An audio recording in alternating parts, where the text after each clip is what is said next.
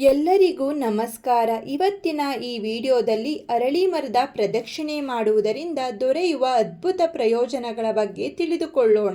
ಧನುರ್ಮಾಸದಲ್ಲಿ ಅಶ್ವತ್ಥಾಮರಕ್ಕೆ ಪೂಜೆ ಮಾಡುವುದರಿಂದ ತ್ರಿಮೂರ್ತಿಗಳಾದ ಬ್ರಹ್ಮ, ವಿಷ್ಣು, ಮಹೇಶ್ವರರ ಆಶೀರ್ವಾದವನ್ನು ಪಡೆಯಬಹುದು.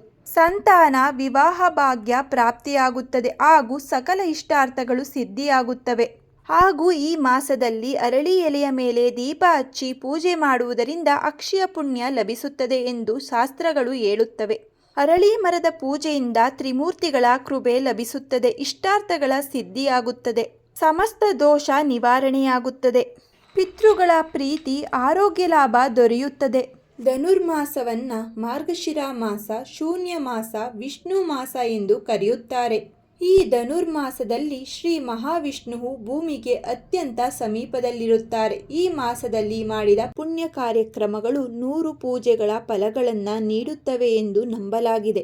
ಅದರಲ್ಲೂ ಧನುರ್ಮಾಸದ ಕಾಲದಲ್ಲಿ ಮಾಡಿದಂತಹ ಈ ದಿನಗಳಲ್ಲಿ ಮಾಡಿದ ವ್ರತಗಳು, ದಾನ, ಪ್ರದಕ್ಷಿಣೆ ಮಾಡುವುದು ಅತ್ಯಂತ ಪುಣ್ಯಕರ ಕೆಲಸವಾಗಿದೆ.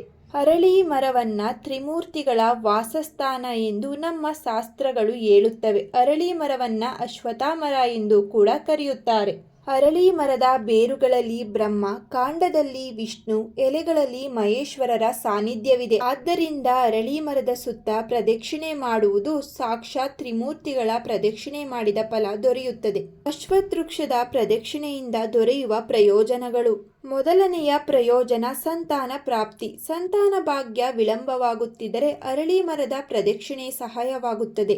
ಸಂತಾನ ಭಾಗ್ಯಕ್ಕೆ ಅಡ್ಡಿಯಾಗಿರುವ ಕಾರಣಗಳೆಂದರೆ ಗ್ರಹದೋಷ, ಕರ್ಮಬಂಧನ, ಮಾನಸಿಕ ಒತ್ತಡ ಕಾರಣಗಳಾಗಿರಬಹುದು. ಅರಳಿ ಮರದ ಪ್ರದಕ್ಷಿಣೆಯಿಂದ ಬ್ರಹ್ಮದೇವರ ಕೃಪೆಯಿಂದ ಸೃಷ್ಟಿಶಕ್ತಿ ವೃದ್ಧಿಯಾಗುತ್ತದೆ. ವಿಷ್ಣು ದೇವರ ಶಕ್ತಿಯಿಂದ ಕುಟುಂಬ ವೃದ್ಧಿಯಾಗುತ್ತದೆ. ಶಿವನ ಅನುಗ್ರಹದಿಂದ ಕರ್ಮದೋಷ ಶಮನವಾಗುತ್ತದೆ. ವಿಶೇಷವಾಗಿ ಧನುರ್ಮಾಸದಲ್ಲಿ ಪ್ರತಿನಿತ್ಯ 5, 7, 11, 21, 108 ಬಾರಿ ಪ್ರದಕ್ಷಿಣೆಯನ್ನು ಭಕ್ತಿಯಿಂದ ಹಾಕಿದರೆ ಸಂತಾನ ಭಾಗ್ಯ ಲಭಿಸುತ್ತದೆ ಎಂದು ಗಾಢವಾದ ನಂಬಿಕೆ ಇದೆ. ಗರ್ಭಧಾರಣೆಗೆ ಅಡ್ಡಿಯಾಗಿರುವ ದೋಷಗಳು ನಿವಾರಣೆಯಾಗುತ್ತವೆ. ಮನಸ್ಸಿನ ಆತಂಕ, ದುಃಖ ಕಡಿಮೆಯಾಗುತ್ತದೆ. ಮಹಿಳೆಯರು ಧನುರ್ಮಾಸದಲ್ಲಿ ವಿಶೇಷವಾಗಿ ಭಕ್ತಿಯಿಂದ ಪೂಜೆ ಮಾಡಿದರೆ ಪೂಜೆಯ ಫಲ ಖಂಡಿತ ದೊರೆಯುತ್ತದೆ. ಅರಳಿ ಮರ ಪ್ರದಕ್ಷಿಣೆ ಮಾಡುವಾಗ ಓಂ ನಮೋ ನಾರಾಯಣ ಎಂಬ ಮಂತ್ರವನ್ನು ಪಠಿಸಬೇಕು. ಇದರ ಜೊತೆಗೆ ಓಂ ದೇವಕಿ ಸುತ ಗೋವಿಂದಾಯ ನಮಃ ಎಂಬ ಮಂತ್ರವನ್ನು ಪಠಿಸಿ. ಅಶ್ವತ್ಥಮರ ಪೂಜೆಯಿಂದ ಎರಡನೆಯ ಪ್ರಯೋಜನವೆಂದರೆ ವಿವಾಹ ವಿಳಂಬ ನಿವಾರಣೆ. ಮದುವೆಗೆ ತಡವಾಗುತ್ತಿದ್ದರೆ ಶೀಘ್ರ ವಿವಾಹಕ್ಕೋಸ್ಕರ ಅಶ್ವತ್ಥಮರದ ಪೂಜೆಯ ಫಲದಿಂದ ಶೀಘ್ರ ವಿವಾಹ ಯೋಗ ಉಂಟಾಗುತ್ತದೆ. ಒಳ್ಳೆಯ ಜೀವನ ಸಂಗಾತಿಯನ್ನು ಪಡೆಯಲು ಸಹಾಯವಾಗುತ್ತದೆ. ದೇವರ ಅನುಗ್ರಹ ದೊರೆಯುತ್ತದೆ. ಮನಸ್ಸಿನಲ್ಲಿ ಇರುವಂತಹ ಭಯ, ಆತಂಕ, ಗೊಂದಲ ದೂರವಾಗುತ್ತದೆ.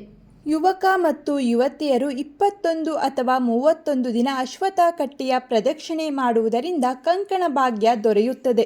ಮೂರನೇ ಪ್ರಯೋಜನ ಮಾನಸಿಕ ಶಾಂತಿ. ಮನಸ್ಸಿನ ಅಶಾಂತಿ, ಒತ್ತಡ ಕಡಿಮೆ ಮಾಡುತ್ತದೆ. ಧ್ಯಾನಕ್ಕೆ ಸಹಾಯಕವಾಗುತ್ತದೆ. ಆತ್ಮವಿಶ್ವಾಸ ಹೆಚ್ಚಾಗುತ್ತದೆ. ನಾಲ್ಕನೇ ಪ್ರಯೋಜನ ಆರ್ಥಿಕ ಮತ್ತು ಉದ್ಯೋಗಕ್ಕಾಗಿ. ಉದ್ಯೋಗದಲ್ಲಿನ ಅಡೆತಡೆಗಳು ನಿವಾರಣೆಯಾಗುತ್ತವೆ. ವ್ಯಾಪಾರದಲ್ಲಿ ಅಭಿವೃದ್ಧಿಯಾಗುತ್ತದೆ. ಧನಪ್ರಾಪ್ತಿ ಉಂಟಾಗುತ್ತದೆ. ಶ್ರದ್ಧೆಯಿಂದ ಮಾಡಿದ ಪೂಜೆ ಪುನಸ್ಕಾರಗಳ ಪ್ರದಕ್ಷಿಣೆಯಿಂದ ಜೀವನದಲ್ಲಿ ಸ್ಥಿರತೆ ತರುತ್ತದೆ. ಐದನೇ ಪ್ರಯೋಜನ ಆರೋಗ್ಯ ಲಾಭ. ದೀರ್ಘಕಾಲ ರೋಗಗಳಿಂದ ರಕ್ಷಣೆಯಾಗುತ್ತದೆ. ದೇಹದಲ್ಲಿ ಪ್ರಾಣಶಕ್ತಿ ವೃದ್ಧಿಯಾಗುತ್ತದೆ. ಆಯುಷ್ಯವು ಹೆಚ್ಚಾಗುತ್ತದೆ. ಆರನೇ ಪ್ರಯೋಜನ ಪಾಪ ನಿವಾರಣೆ ಮತ್ತು ಪುಣ್ಯ ವೃದ್ಧಿಯಾಗುತ್ತದೆ. ಈ ಧನುರ್ಮಾಸದ ಸಮಯದಲ್ಲಿ ಪೂಜೆ ಮಾಡುವುದರಿಂದ ಜನ್ಮದ ಪಾಪಗಳು ಕ್ಷಯವಾಗುತ್ತವೆ. ಮಾಡಿದ ಪುಣ್ಯ ಕಾರ್ಯಗಳ ಫಲ ದೊರೆಯುತ್ತದೆ. ದೇವರ ಕೃಪೆಯಿಂದ ಸದಾ ನೆಮ್ಮದಿ ಲಭಿಸುತ್ತದೆ. ಪ್ರದಕ್ಷಿಣೆ ಮಾಡುವ ಸರಿಯಾದ ವಿಧಾನ: ಬೆಳಿಗ್ಗೆ ಬ್ರಾಹ್ಮಿ ಮುಹೂರ್ತದಲ್ಲಿ ಎದ್ದು ಸ್ನಾನ ಮಾಡಿ ಮಡಿ ಬಟ್ಟೆಯನ್ನು ಧರಿಸಿ ಅಶ್ವತ್ಥಮರಕ್ಕೆ ನೀರು ಅಥವಾ ಹಾಲನ್ನು ಅರ್ಪಣೆ ಮಾಡಬೇಕು. ಅನಂತರ ಅರಿಶಿಣ, ಕುಂಕುಮ, ಹೂವು, ದೀಪ, ಧೂಪ 5, 7, 11, 21, 108 ಪ್ರದಕ್ಷಿಣೆಯನ್ನು ಮಾಡಬೇಕು. ಪ್ರದಕ್ಷಿಣೆ ನಮಸ್ಕಾರ ಆದ ಮೇಲೆ ಮರವನ್ನು ಸ್ಪರ್ಶ ಮಾಡಿ ನಮಸ್ಕಾರ ಮಾಡಬೇಕು. ಧನುರ್ಮಾಸದ ಕಾಲದ ಸಮಯದಲ್ಲಿ ಸಾಧ್ಯವಾದರೆ 1 ಮಂಡಲ ಅಥವಾ 30 ದಿನ ಪೂಜೆ ಮಾಡಿದರೆ ಒಳ್ಳೆಯದು. ಧನುರ್ಮಾಸದ ವೇಳೆಯಲ್ಲಿ 30 ದಿನ ಪೂರ್ತಿ ಪೂಜೆ ಮಾಡಲು ಸಾಧ್ಯವಾಗದೇ ಇದ್ದವರು 3, 5, 7, 11, 21 ದಿನಗಳ ಕಾಲ ಸಂಕಲ್ಪವನ್ನು ಮಾಡಿಕೊಂಡು ಪೂಜೆಯನ್ನು ಮಾಡಬೇಕು. ಇದರಿಂದ ಅತ್ಯಂತ ಶುಭ ಫಲ ದೊರೆಯುತ್ತದೆ. ಸ್ನೇಹಿತರೆ, ಧನುರ್ಮಾಸದಲ್ಲಿ ಅರಳಿ ಮರದ ಪೂಜೆ ಸರಳವಾದರೂ ಅತ್ಯಂತ ಶಕ್ತಿಶಾಲಿಯಾದದ್ದು. ಧನುರ್ಮಾಸದಲ್ಲಿ ಸೂರ್ಯೋದಯಕ್ಕೆ ಮುಂಚೆ ಪೂಜೆ ಮಾಡಬೇಕು. ಧನುರ್ಮಾಸ ಸಮಯದಲ್ಲಿ ಬೆಳಿಗ್ಗೆ ಪೂಜೆ ಮಾಡಿದರೆ ಪಾಪಕ್ಷಯ, ಅದರ ಜೊತೆಯಲ್ಲಿ ಜ್ಞಾನ ವೃದ್ಧಿಯಾಗುವುದು, ಐಶ್ವರ್ಯ, ಸಂತಾನ ಭಾಗ್ಯ ವೃದ್ಧಿಯಾಗುವಂಥದ್ದು, ಅದರ ಜೊತೆಯಲ್ಲಿಯೇ ನಮ್ಮ ಮನೋಕಲ್ಪನೆಗಳು ಕೂಡ ಸಿದ್ಧಿಯಾಗುವಂಥದ್ದು. ಆಧ್ಯಾತ್ಮಿಕ ಸಾಧನೆ, ನಂಬಿಕೆ, ಶ್ರದ್ಧೆ ಮತ್ತು ನಿಯಮಿತ ಆಚರಣೆ ಇದ್ದರೆ ಜೀವನದಲ್ಲಿ ಶಾಂತಿ, ಸಮೃದ್ಧಿ, ಸಂತಾನ ಭಾಗ್ಯ, ಶುಭ ವಿವಾಹ ಭಾಗ್ಯ ಖಂಡಿತ ಲಭಿಸುತ್ತದೆ.